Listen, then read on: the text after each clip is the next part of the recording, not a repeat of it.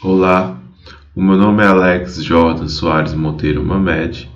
sou mestrando em Direito pela Universidade Federal de Pelotas, que está localizada no sul do Brasil. O artigo que escrevi em parceria com a minha colega Helena Ramos de Castro ficou intitulado Estado de Exceção, Constitucionalismo e a Securitização das Medidas de Combate à Pandemia da Covid-19. O artigo pretende investigar se as restrições às liberdades de ir e vir e ficar em vias públicas, impostas pela necessidade de controlar a curva de contágio do novo coronavírus, representam uma nova modalidade técnica de exceção capaz de dar sustentação à escalada autoritária. Indaga-se ainda se o instituto jurídico de exceção adotado pelo Brasil é um caminho para uma escalada autoritária, por meio da securitização das medidas de enfrentamento ao contágio viral. Parte da hipótese de que a pandemia pode ser um cenário, sim, ideal para a escala autoritária, mas não há uma relação necessária entre as medidas de enfrentamento à pandemia e a perpetuação dessas técnicas de exceção que restringem as liberdades do cidadão frente ao Estado. O artigo é dividido em 3 partes. A primeira parte, nós trazemos as reflexões logo no início da pandemia, proporcionadas pelo filósofo italiano George Agamben. George Agamben, antes mesmo da OMS declarar a doença do novo coronavírus como uma pandemia, ele já ressaltava as suas preocupações de que essas medidas supostamente excepcionais de distanciamento social, de maior vigilância da vida dos cidadãos, de maior interferência até mesmo no sigilo médico dos indivíduos, poderia proporcionar para o Estado futuramente maior controle, uma certa manutenção de restrições de liberdades que até então eram em certa medida respeitadas pelos Estados. Agamben também ressaltou uma certa preocupação que essas medidas de distanciamento não estavam amparadas em certezas científicas, dado que até aquele momento não se tinha ainda muita certeza do alto grau de letalidade da doença. Em março de 2020, a OMS reconheceu a doença do novo coronavírus como uma pandemia. Mesmo assim, George Agamben não retrocedeu em parte de suas críticas. Na segunda parte do artigo, nós vamos contrapor essas perspectivas trazidas por George Agamben com o entendimento de outros autores, sobretudo Ferraioli, Boaventura de Souza Santos e o constitucionalista Balaguer Calerron. Ferraioli ele vai reconhecer que realmente as medidas de distanciamento social impostas pela pandemia são até mesmo severas no âmbito das liberdades dos cidadãos. Porém, ele ressalta que não vê essa situação como uma situação induzida pelos Estados e vê que essa equiparar a situação excepcional provocada pela pandemia com outras situações em que os Estados invocam o estado de exceção para perseguir adversários políticos ou então para perseguir determinados grupos sociais por meio de um direito penal de emergência, pode até mesmo banalizar esse instituto, já que são situações bem distintas. Balaguer Calerron ele vai colocar de que as medidas excepcionais adotadas para o enfrentamento da pandemia podem ser balizadas por 3 parâmetros para que ela não configure uma medida excepcional que se prolonga no tempo. O primeiro parâmetro é a própria provisoriedade, de que as medidas de exceção devem estar estritamente interligadas com o enfrentamento da pandemia. A questão da proporcionalidade, em suas 3 submáximas, parciais da necessidade, adequação e proporcionalidade estrito sensu de todas as medidas adotadas, quarentena, isolamento, ou até mesmo lockdown,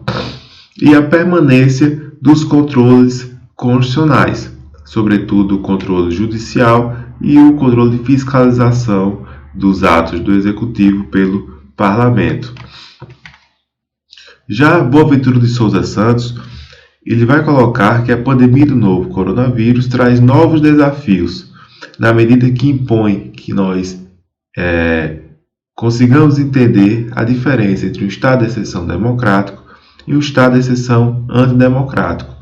e que esse estado de exceção antidemocrático muitas vezes não se reflete numa escalada autoritária por meio da militarização das cidades. Muitas vezes esse estado de exceção antidemocrático pode refletir-se pela ausência de amparo social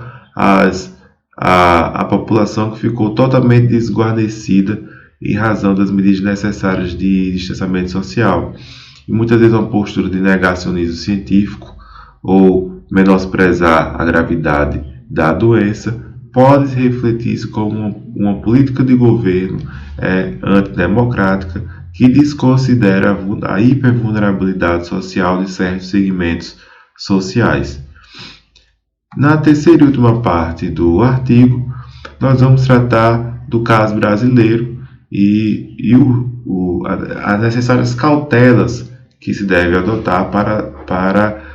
na análise desse instituto de exceção pandêmica, ou seja, as cautelas que devem ser adotadas para que as medidas excepcionais de enfrentamento à pandemia sejam utilizadas,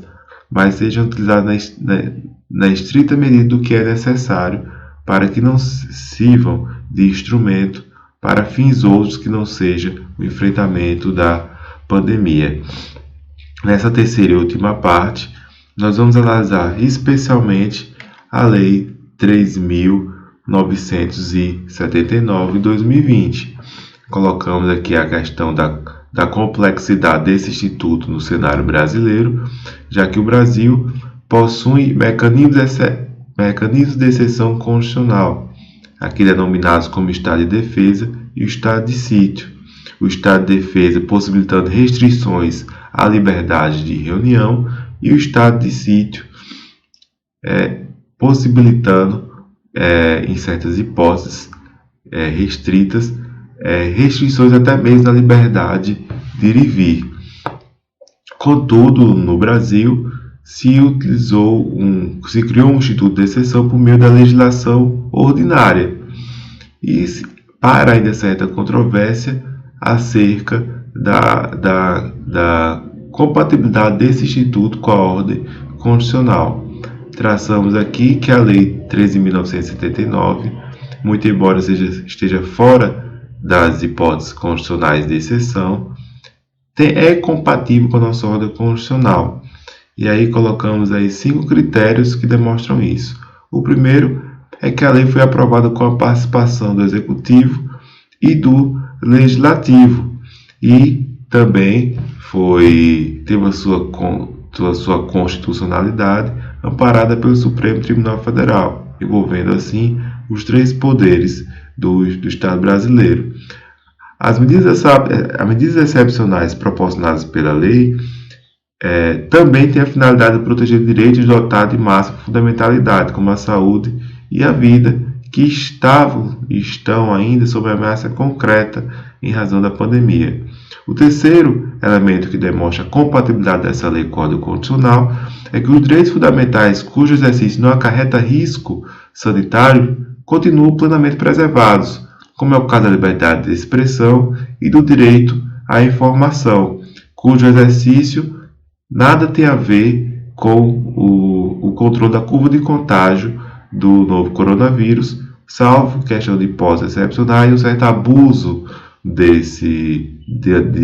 eventual abuso da liberdade de expressão e a divulgação de fake news. O quarto critério é que a emergência sanitária está circunscrita no tempo, submetendo-se à lei ao que for determinado pelo OMS. Então, a utilização dos instrumentos trazidos pela lei, como isolamento, quarentena, né, o rol exemplificativo de medidas trazidas pela lei está limitado pelo período de pandemia determinado pela OMS. Então, a lei está balizada por critérios científicos, pelos padrões mínimos científicos que são consenso na ordem internacional. O quinto e último critério é que a lei ela condiciona a legitimidade do estado de emergência sanitária à harmonia com as orientações da OMS. Então, no artigo, nós chegamos à conclusão, após investigar os discursos de segurança e controle do contágio viral, a partir das reflexões teóricas trazidas por esses autores, de que a pandemia sim pode ser utilizada como pretexto para uma escalada autoritária, mas não há uma relação necessária e que há critérios para a utilização desses instrumentos de exceção que efetivamente impõem muitas vezes severas restrições às liberdades de locomoção e reunião dos cidadãos, mas há elementos constitucionais, há caminhos constitucionais para que se restrinja e para que se fiscalize e para que se fundamente essas restrições às liberdades dos indivíduos.